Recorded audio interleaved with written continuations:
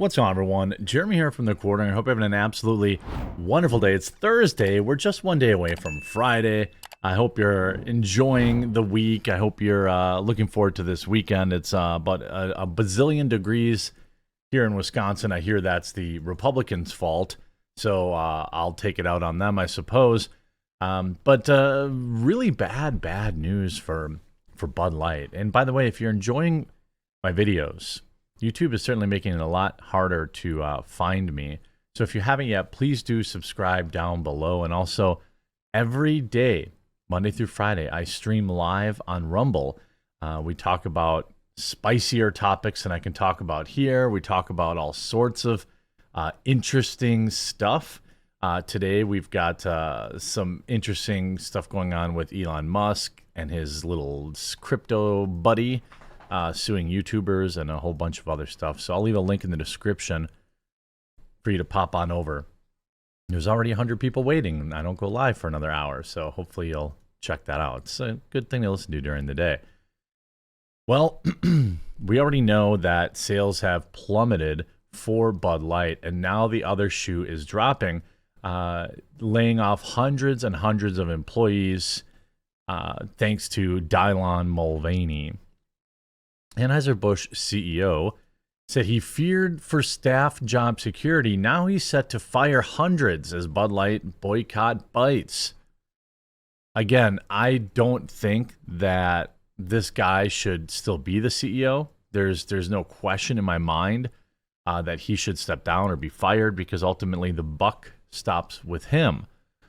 This was just a few days ago. Bud Light sales crumble. Yuengling makes huge jump. And now we have a race for America's top beer.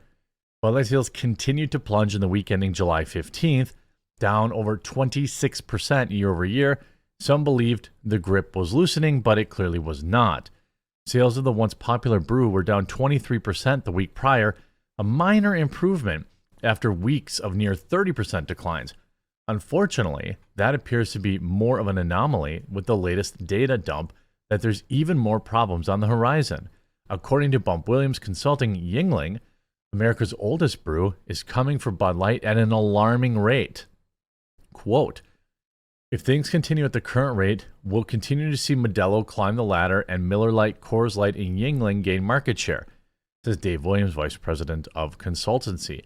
What happens when they gain this market share, though, also is that what happens in the grocery stores and the liquor stores, they have a finite amount of shelf space, and so they'll dedicate less shelf space to the lower selling items, which ends up compounding or having a multiplier effect on more people not buying it because there's just more space for other alternatives.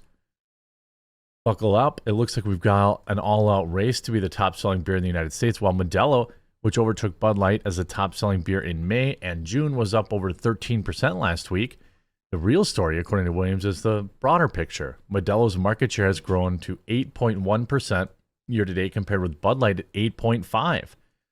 Meanwhile, Yuengling, Coors, and Miller Lite are surging at an even faster rate, up 25%, 21.6%, and 16.9% respectively.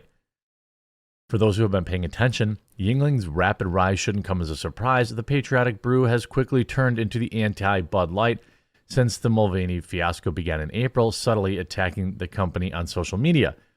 There was a perfect time tweet that shook the internet back in April, the release of their summer red, white, and blue cans in May. Most recently, Pennsylvania-based brewery released an ad via Instagram with Zach Brown's Chicken Fried playing in the background. That song, of course, was used by Bud Light in their disastrous commercial that debuted during the NFL draft. If these numbers are any indication, all that hard work appears to be paying off with a staggering 25% jump in market share, and it's only July.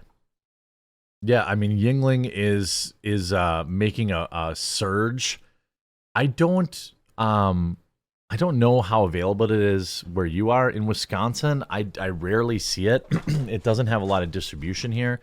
But again, as that distribution increases, you're going to see even more of a jump. Instead of just people jumping from Bud Light to Yuengling, Miller Lite, or Coors, or Modelo, they're going to have a new option. You know, a lot of people in Wisconsin are always like, "Oh, I want Yingling. Do you have Yingling?" No, we don't. I don't know where it is. There's none in the grocery stores around me. I'm sure there is maybe in the city, like in Milwaukee or Madison, Green Bay, stuff like that. Now, Bud Light Brewer lays off hundreds of U.S. workers. Anheuser-Busch restructures corporate offices amid controversy and sales slump. I mean, this is absolutely insane. So you have a corporate restructure on top of nearly 400 workers fired. Anheuser-Busch is set to lay off 400 workers, nearly 400 workers at its corporate offices. So these are the suits. These are the shirt and tie. These are the people that think the Dylan Mulvaney hire was a good idea. I never revel in people losing their jobs unless they're the ones directly responsible for their termination. So these 400 people who are getting fired bring me no joy. The CEO of the company, who went on TV to say how nervous he was about his own staff's job security, and to literally say that the buck starts and stops with him, continues to be employed, such as the usual state of things. You know, former CIA agent, just conveniently the head of Bud Light. Now, offices, so the company revealed in a statement to the Wall Street Journal on Wednesday that the cut will affect less than 2% of its workforce, which includes Anheuser-Busch's website. It includes 19,000 workers. The layoff won't impact frontline workers, such as brewery and warehouse staff, the company told the Journal. These are the suits that are getting it. Their corporate office is getting the cut. The restructuring, the outlet reported, will eliminate corporate and marketing roles. So you get corporate and marketing roles at major U.S. offices, including St. Louis, New York, and Los Angeles. I wonder if they're clearing out their entire marketing department over the kerfuffle. I mean, like, that's what's hidden in this to me. They fire their marketing team because they haven't been able to dig them out of a hole that they themselves put them in. Anheuser-Busch CEO Brendan Whitworth added in the written statement, "While we never take these decisions lightly, we want to ensure that the organizations continue to be set for future long-term success. The corporate structure changes will enable our teams to focus on what we do best, brewing great beer for everyone," the embattled chief added, who's been notoriously tight-lipped since Mulvaney's posts outraged Bud Light's consumer base. The Post sought a comment from Anheuser-Busch, which will release its second quarter earnings August 2nd. Now, that's going to be a day you're going to want to be on this channel. I suspect they'll release it at the end of the day, so either I'll have it covered right away first thing in the morning, or I'll have a later in the day video on that. Anheuser-Busch has already fired marketing executives blamed for Bud Light's disastrous campaign with Mulvaney. A current regional head of marketing told the Daily Caller last month that while Bud Light corporate parent denied firing marketing VP Alyssa Heinerscheid and the group VP of Anheuser-Busch's mainstream portfolio, Daniel Blake, they were actually gone. The source, who was granted anonymity for discussing internal company policy, quote, "To my understanding, if we publicly announce the word fire, it opens up the potential for them to sue us. That's why we said leave of absence." Well, I'm sure that they got a golden parachute. This is extremely common with high-ranking positions. Whitworth, or whatever, the scumbag CEO at this company, is going to have no problem, when they finally do terminate him, and they probably will this year. They're going to give him like $20 million to fire him. I mean, that's just what happens. Look what Twitter did with that Vijaya Gotti. Got like $50 million to get fired or something like that. It's insanity. It's unclear if any of the staffers had been handed pink slips in the wake of the boycott campaign, where one post saw her relaxing with the bubble bath, blah, blah, blah. Users on social media, however, have been calling for Whitworth to resign, especially following his terrible attempt at addressing the controversy with a statement in April, saying that they never intended to be part of a discussion that divides people. We're in the business of bringing people together. An incompetent Anheuser-Busch chief executive, Brendan Whitworth, keeps his job, an affront to all Americans, one user tweeted.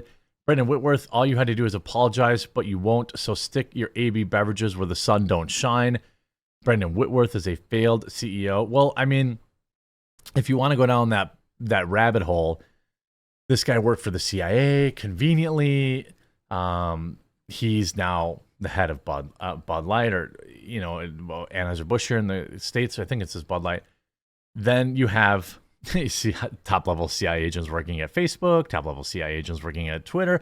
I'm sure it's nothing. I mean, I can't. This is something we can discuss on my Rumble stream.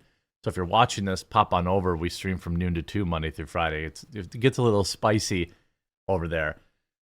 You can even hear me swear sometimes. In the week ending June 17th, Bud Light suffered its steepest weekly drop since the disastrous tie-up, falling an eye-popping 28.5% versus a year ago, according to sales figures issued by Bump Williams. This is a major problem, and if you look, I mean, if you try to go to their Twitter, it's still, the national pastime. Some people call it baseball, maybe football, NASCAR, golf, whatever you believe it is. Right now, it's dunking on Bud Light. They're still getting ruthlessly ratioed. Here's a tweet from yesterday, 1,200 replies to just 460 likes. My favorite beer. Ooh, let's grab one sometime. Ratioed. I mean, they're just getting, hard to beat a brew with a view. I just enjoyed a crispy Bud Light with a view this afternoon. I mean, anybody who's simping for Bud Light is also getting crushed. I also suspect, I have this weird suspicion. It's just a theory, okay? I don't know this for a fact. But if I were Bud Light, I'd probably have some interesting bot accounts, interesting also like burner accounts that I would have responding to my tweets to try and stem the tide, and they take all the heat. I'm not saying they're doing that, but I'm saying, I would understand if they were doing, and they're just getting ruthlessly ratioed every time. Embrace another glorious ratio. This isn't going away. I don't know if they could stop it by just a hard apology at this point, but it's really the only card they have left to play unless they just want to watch their business disappear in the United States. Hey, if you enjoyed the video, and I hope you did, I hope I'll earn your subscription today. There's a button right down below the video. It either says subscribe or follow wherever you're watching. Please do that. It makes it easier to find my videos, and it lets the algorithms know that, hey, people actually enjoy my stuff. I hope you have a good day, and I hope to see you over on my live stream on Rumble. I'll talk to you again real soon.